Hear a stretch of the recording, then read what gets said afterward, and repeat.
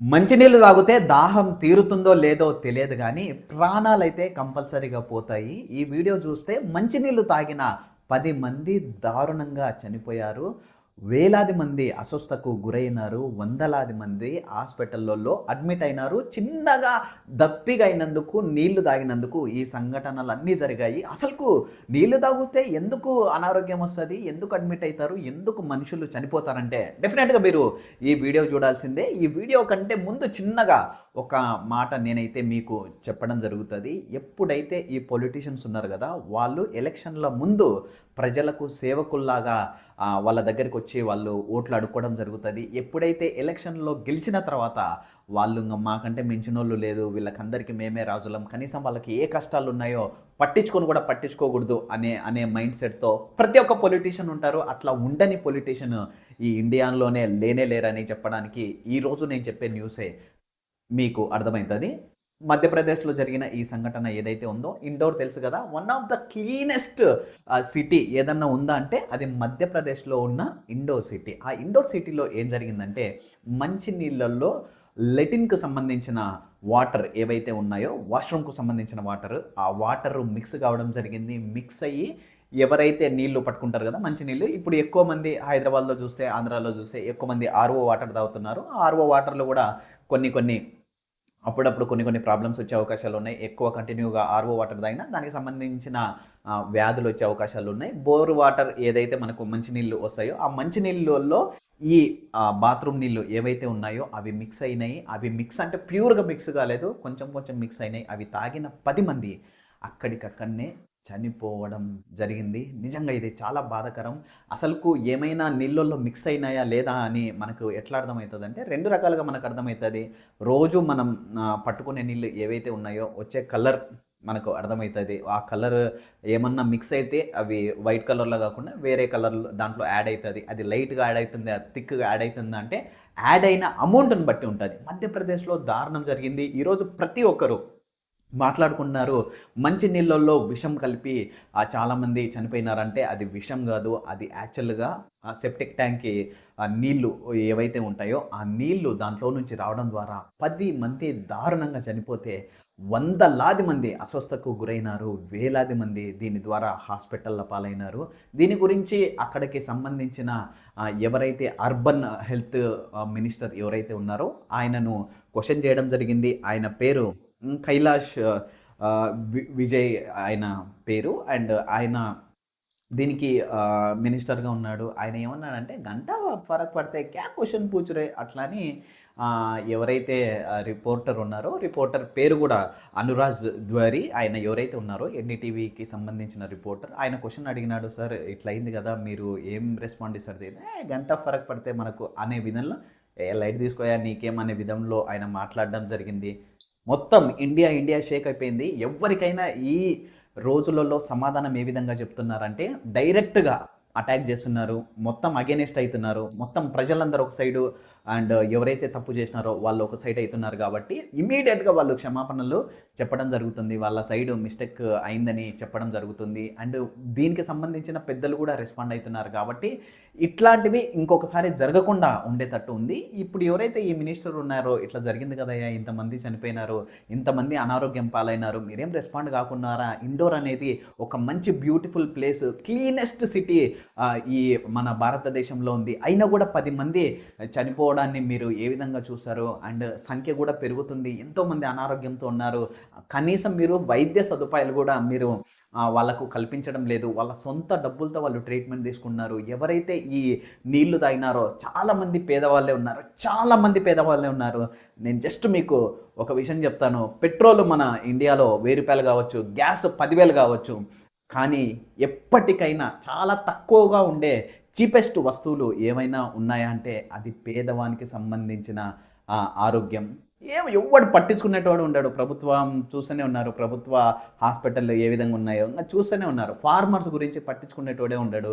Women's safety ఏదైతే ఉందో అది ఇండియాలో మాత్రం ఎప్పటికి ఇంక అది ఆహ్, ఒక స్థాయికి వచ్చేలాగా ఎప్పటికి లేదు. ఎందుకంటే ఈరోజు కూడా 6 సంవత్సరాల పాప, 6 సంవత్సరాల ఒక పాపను ఇద్దరు యూపీలో మానభంగం చేసి చంపేయడం జరిగింది. తర్వాత వాళ్ళని షూట్ చేసినారు. ఇది ఒక ఘోరం. ఇట్లాంటి ఘోరాలు జరుగుతూనే ఉంటాయి. పేదవానికి మర్యాద లేదు, పక్కా లేదు అనేది ప్రతి ఒక్కరు తెలుస్తుంది. ఎప్పుడైనా గరీబ్గానే ఉంటాడు, వాని జీవితం అట్టనే ఉంటుంది. ఒక్క ఓటుకు తప్ప మిగతా పొలిటీషియన్లు వాడు బాగుపడాలా, వాడు ఆరోగ్యంగా ఉండాలా, వాడు మంచిగా ఉండాలని ఎవ్వరు అనుకోరు. కాబట్టి ఇండియాలో చాలామంది పేదవాళ్ళు ఉన్నారు, చాలామంది అనారోగ్యానికి గురవుతున్నారు, చాలామంది తమ తమ ఫ్యామిలీ మెంబర్స్కు సంబంధించి వాళ్ళను పెద్దవాళ్ళను అండ్ ఎవరైతే సోర్స్ ఆఫ్ ఇన్కమ్గా ఉన్నారో, అంటే ఎవరైతే డబ్బులు సంపాదిస్తున్నారో వాళ్ళ ప్రాణాలను రక్షించుకోలేని స్థితిలో కూడా ఉన్నారు. కాబట్టి మన ఇండియా డెవలప్ కాకుండా ఉంది, మన ఇండియా ఆనే ఉంది. ఎవరైతే మనల్ని రూల్ చేస్తున్నారో వాళ్ళు మంచిగా అవుతున్నారు, వాళ్ళు మంచిగా బాగుపడుతున్నారు. కానీ మన జీవితాలు మాత్రం ఇటనే ఉన్నాయి. ఎవరో కొద్దో గొప్ప ఒకటో రెండో ఉంటారు, దాంట్లో కొంచెం మంచోళ్ళు కూడా ఉంటారు. ఎవరు స్వార్థం లేకుండా ఎవరు చేయరు, ఎవరు మంచితనం వాళ్ళది. ఓటుకు ముందు మనకు ఒక 5,000 10,000 ఇస్తారు, తర్వాతంగా 5 ఏళ్ళ తర్వాతనే కలపడతారు. 5 సంవత్సరాలకు వాళ్ళు మనల్ని 5,000కు 10,000కు కొన్నారు. బట్ స్టిల్ ఆ 10,000 కూడా మన కడుపు నింపుతాయనే అని అనుకునే వాళ్ళు చాలామంది ఉన్నారు, పేదవాళ్ళు. అందుకోసమే ఈ డెవలప్మెంట్లు జరగకున్నాయి, అందుకోసమే ఇట్లాంటివన్నీ ఇన్సిడెంట్లు జరిగినప్పుడు ఎవ్వరు రెస్పాన్సిబిలిటీ తీసుకోకున్నారు. మంచి కానీ చెడు కానీ ఏదైనా కానీ నీకు ఎవరైతే సహాయం చేస్తున్నారో, ఏ పార్టీని చూడొద్దండి, ఎవరు నీకు సహాయం చేస్తారు, ఎవరు నీకు కష్టం వచ్చినప్పుడు నీ పక్కన నిలబడతారు అనుకునే వాళ్ళకు ఎప్పుడైతే మీరు ఓట్లేసారో అప్పుడు మన దేశం కానీ, మన ప్రాంతం కానీ, మన జిల్లా కానీ, మన స్టేట్ కానీ మారడానికి చాలా ఎక్కువ అవకాశాలు ఉంటాయి. నీళ్ళల్లో సెప్టిక్ ట్యాంక్ కలిసింది అసలుకు ఎంత, దీనికి సంబంధించిన దీనికంటే మించిన విషాద సంఘటన ఇంకొకటి ఉండదు. ఎందుకు కలిసింది అసలు, అది ఎక్కడి నుంచి ఆ నీళ్ళు వస్తున్నాయి, ఎక్కడి నుంచి ఎగ్జాక్ట్గా వచ్చింది, ఎక్కడ అది సెప్టిక్ ట్యాంక్ కలిసింది అనే దాని గురించి మనం మాట్లాడుకుందాము. నిజంగా టాయిలెట్ వాటర్ మిక్స్ కావడం అనేది అసలుకు ఎవ్వరు ఎక్స్పెక్ట్ చేయలేనేది. అండ్ క్వశ్చన్లు అడుగుతుంటే మన వాళ్ళు నార్త్ కొరియా ప్రెసిడెంట్ ఎవరైతే ఉన్నారో కిమ్ జాంగ్ హూ ఉన్నాడు కదా, ఆయనను క్వశ్చన్ చేయలేడు ఎవడు. అట్ట అయిపోయింది మన దేశంలో కూడా పొలిటీషియన్లు ఎవరు ఇష్టం వచ్చినట్టు వాడు, మాకు మించినోడు ఎవడు ఉండారు నాయనా, మీరు ఎవరు అడగకూడదు క్వశ్చన్లు అనే విధంగా మన వాళ్ళు బిహేవ్ చేస్తున్నారు. అందుకోసమే మన వాళ్ళు మనం సెలెక్ట్ చేసుకునేటప్పుడే 5 సంవత్సరాలకు ఎలక్షన్లు అందుకే పెడతారు, మనిషిని మార్చాలనే పెడతాడు. వాని ప్రవర్తన బాగాలేదంటే ముందు మార్చాలి, గవర్నమెంట్ని దించరి, వేరే గవర్నమెంట్ని ఇస్తే అప్పుడు వాళ్ళకి భయం ఉంటుంది. మనం గెలిపించిస్తే ఇంకా తెలుసు కదా, మనం నార్మల్గా అందరూ మనల్ని లైట్ తీసుకుంటారు. అది మాత్రం గుర్తుపెట్టుకోండి. సాయం చేసే వాళ్ళకి మాత్రమే ఓటు వేయడానికి మీరు ప్రయత్నించండి. యాక్చువల్గా అయితే ఈ నీళ్లు ఎక్కడ మిక్స్ అయినాయంటే మధ్యప్రదేశ్కి వచ్చే నీళ్లు ఏవైతే ఉన్నాయో అవి నర్మదా నది ఏదైతే ఉందో ఆ నర్మదా నది నుంచి ఆ వాటర్ వస్తాయి. ఈ లీక్ అయిన ప్లేస్ ఏదైతే ఉందో అది భగీరథ్పుర అనే ప్లేస్లో ఈ సెప్టిక్ ట్యాంక్కి సంబంధించిన నీళ్లు అండ్ నర్మదా నుంచి వచ్చిన నీళ్ళు ఏవైతే ఉన్నాయో అవి ఆ భగీరథపుర అనే ఏరియాలో ఈ సెప్టిక్ ట్యాంక్ కొంచెం పైన ఉంది, పారే నీళ్ళు కింద ఉన్నాయి. కాబట్టి ట్యాంక్ ఎప్పుడైతే లీక్ అయిపోయిందో పైనుంచి నీళ్ళు కింద పడడం జరిగింది, ఆ నీళ్లు ముందరికి పోవడం జరిగింది. అవి పోయినాయి. దారుణంగా జనాలు అస్వస్థకు గురయ్యి ఇంతమంది ప్రాణాలు పోయిన తర్వాత కూడా గవర్నమెంట్ ఏం రెస్పాన్సిబిలిటీ లేకుండా మాట్లాడడం, అసలుకు కొంచెం కూడా ఒరేని జనాలు చచ్చిపోతున్నారనైనా తినే దాంట్లో చనిపోతున్నారు. మొన్న రీసెంట్గా మీరు చూసినారు కదా, 21 మంది చనిపోయినారు కఫ్ సిరప్ దాగి. ఏం లేదు, ఎవ్వని ప్రాణానికి ఎవ్వడు జవాబుదారి కాదు, మీరు జాగ్రత్తగా ఉండాలని అన్నారు. కానీ సరైన ఎడ్యుకేషన్ లేదు మన దేశంలో, సరిగా మనకు చెప్పేటోళ్ళు లేడు, ఏం జరుగుతుందో తెలియదు. ఒకసారి మంచి నీళ్ళు వస్తాయి, ఒకసారి సెప్టిక్ నీళ్ళు వస్తాయి, ఒకసారి రక్తాలు కూడా వచ్చాయి కొట్లాడుకొని. తెలుసు కదా ఇవన్నీ జరుగుతాయి. ఒక నీళ్ళలో చచ్చిపోయేటోడు ఉంటాడు, వాడు చచ్చి ఎన్నో రోజులు ఏంటి అదే నీళ్ళు మనం తాగుతుంటాం. మన జీవితాల్లో ఇట్టయిన రీజన్ ఏంటంటే మన దాంట్లో నీట్నెస్ తక్కువ, మన దాంట్లో ఎడ్యుకేషన్ తక్కువ, మన దాంట్లో ఎవరినైతే మనము పొలిటీషియన్స్గా మనం సెలెక్ట్ చేసుకుంటామో వానికి జవాబుదారి ఉండదు. వాడు 5 సంవత్సరాలలో ఎంత డబ్బులు సంపాదించుకుందామా, నేనెట్ట బాగుపడదామా, నేనెట్ట బిల్డింగ్లు కట్టుకుందామా, నేనెట్ట ఇంకా రియల్ ఎస్టేట్లో ముందు పోదామా, నేను నెక్స్ట్ సంవత్సరం కొంచెం డబ్బులు దాచి పేదవాళ్ళకి అందరికీ ఇసిరేసి మళ్ళీ నేను ఎట్ట అయ్యి ఇంకా 5 సంవత్సరాలలో నా దగ్గర ఉండే 5 కోట్ల ప్రాపర్టీని 50 కోట్ల ప్రాపర్టీగా ఎట్లా చేసుకోవాలా అని అనుకునే వాళ్ళు ఉన్నారు, ఇప్పటికీ ఉన్నారు. అందరు బయటపడుతున్నారు, కొందరు తెలిసి బయటపడుతున్నారు, కొందరు తెలియక బయటపడుతున్నారు, కొందరు వాళ్ళ లగ్జరీ లైఫ్ని చూసి మనకు అర్థమవుతుంది. కానీ పేదవాడిగానే ఉన్నాడు. పేదవానికి కనీసం వర్షం పట్టినా కూడా వాడు చచ్చిపోయేటట్టున్నాడు. ఎందుకంటే ట్యాబ్లెట్కు డబ్బులు కూడా లేవు, వాడు ఉండే పరిస్థితి బాగుండదు, ఇంట్లో హైజీనిక్ ఉండదు. వానికి కనీసం చూసి నీళ్ళు ఇచ్చి టీ బిస్కెట్ ఇచ్చి ట్యాబ్లెట్ ఇచ్చేటోడు కూడా ఉండడు. కనీసం వాడిని చూసి ఒరేనైనా నీకు వర్షం పడితే పోయి ట్యాబ్లెట్ వేసుకోవాలరానైనా, ముక్కు నుంచి జీదుకాలరానైనా అని చెప్పేటోడు కూడా ఉండడు. వాళ్ళకి కావాల్సింది జస్ట్ ఓటు, మనకు కావాల్సింది ఆ పర్టికులర్ టైంలో నోటు. అందుకే జనాలు చనిపోతున్నారు. మీరేమనుకుంటున్నారు కామెంట్ రూపంలో మీ అభిప్రాయాన్ని తెలియజేయండి. మన జీవితాలు మారాలనా? లేకుంటే ఇట్టనే మనం చావాలనా? ఇదే మన జీవితమా? మీకేమనిపిస్తుందో కామెంట్ రూపంలో మీ అభిప్రాయాన్ని తెలియజేయండి. నచ్చితే ప్లీజ్ ఈ వీడియోని లైక్ చేయండి.